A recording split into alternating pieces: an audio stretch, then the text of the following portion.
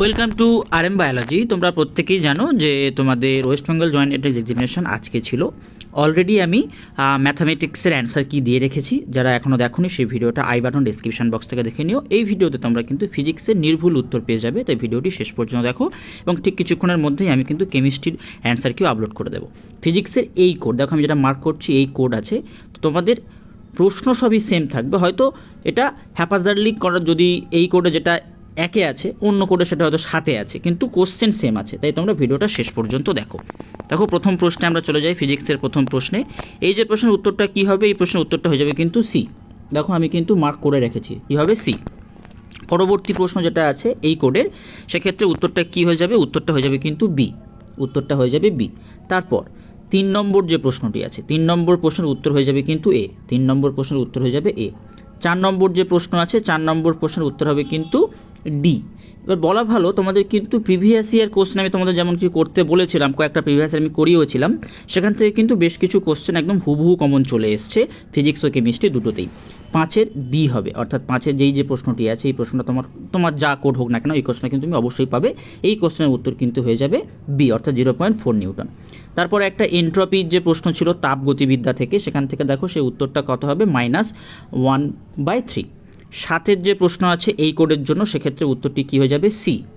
পরবর্তী 8, longitudinal waves can not be, কি হয়, পোলারাইজড হতে পারে না, অর্থাৎ সমবর্তিত হতে পারে না, অর্থাৎ 8-এর ক্ষেত্রে উত্তরটি হয়ে যাবে কিন্তু ডি।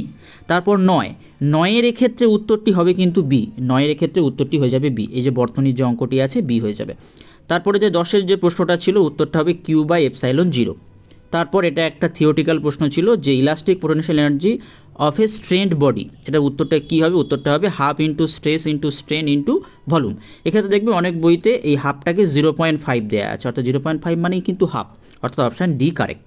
তারপর which of the following statements is are true in respect to nuclear binding, তো এক্ষেত্রে উত্তরটি তোমাদের কিন্তু হয়ে যাবে বি, অর্থাৎ 2, 3 ও 4 যে স্টেটমেন্টগুলো আছে সেগুলো সত্যি। তারপরে যেটা স্যাটেলাইটের ম্যাথ ছিল সেইটা উত্তর হবে বি, অর্থাৎ 13 বি। তারপরে 14-র যে প্রশ্নটা ছিল, 14-র এই প্রশ্নটা কিন্তু রং আছে, এই প্রশ্নটা রং আছে, এটা তোমরা কিন্তু বোনাস পেতে পারো, এটা তোমরা বোনাস পেতে পারো যতক্ষণ তোমাদের ফাইনাল অ্যান্সার কি দেবে সেখানে কিন্তু তোমরা বুঝতে পারবে, এটা তোমরা বোনাস পেতে পারো। তারপর 15 নম্বর যে প্রশ্ন, সেক্ষেত্রে উত্তরটি হয়ে যাবে দেখো ডি। তারপর 16 নম্বর প্রশ্ন, 16 নম্বর প্রশ্নের ক্ষেত্রে উত্তরটি কি হবে সি। 17 নম্বর প্রশ্নের ক্ষেত্রে উত্তরটি হবে বি। 18-র ক্ষেত্রে হবে সি। 19-এর জন্য এই যে প্রশ্নটি আছে উত্তর হয়ে যাবে ডি। 20-র প্রশ্নের উত্তরটি হবে এ। তারপরে দেখো 21-এর যে প্রশ্ন, ক্ষেত্রে উত্তরটি হবে ডি। 22-এর প্রশ্নের ক্ষেত্রে উত্তরটি হবে ডি। 23-এর যে প্রশ্ন তার ক্ষেত্রে উত্তরটি হবে সি। 24-এর ক্ষেত্রে উত্তরটি হয়ে যাবে বি। 25 নম্বর যে প্রশ্ন, সেক্ষেত্রে উত্তরটি হবে সি। এবং 26-এর প্রশ্ন দেখো বি। আমরা কিন্তু প্রায় ক্যাটাগরি 1-এর শেষের দিকে চলে আসছি। 27 নম্বর যে প্রশ্নটি আছে সেক্ষেত্রে উত্তরটি হবে কিন্তু বি। এটা একদম পুরোপুরি হুবহু PYQ এরকম অনেকবার প্রশ্ন এসে সেই প্রশ্নটাই কিন্তু তুলে দিয়েছে।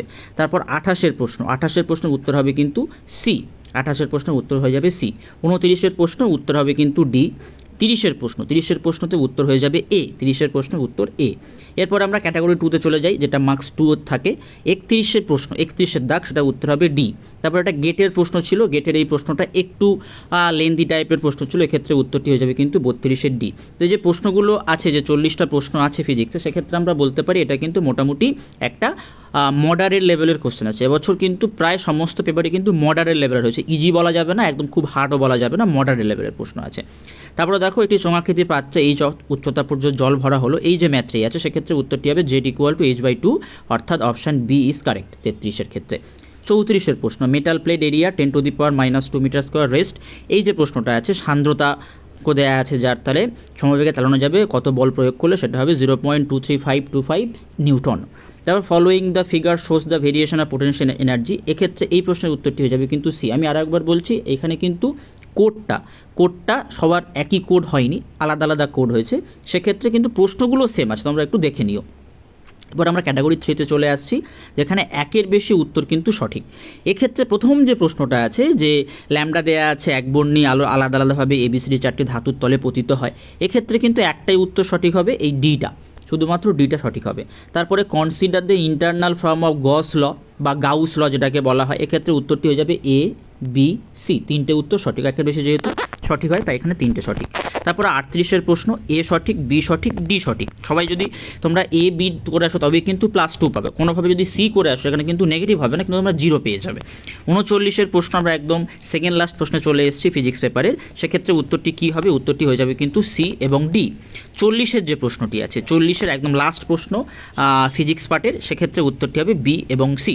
তো ফিজিক্সের তোমরা একদম নির্ভুল সলিউশন পেয়ে গেলে, সাথে একটা তোমরা যে বোনাস পাচ্ছ সেটাও আমি বলে দিলাম। ভিডিওটি প্রচুর পরিমাণে শেয়ার করে দাও এবং চ্যানেলটি সাবস্ক্রাইব করে রাখো। ঠিক কিছুক্ষণের মধ্যেই আমি কিন্তু কেমিস্ট্রির এরকম নির্ভুল উত্তর তোমাদের সামনে নিয়ে আসবো।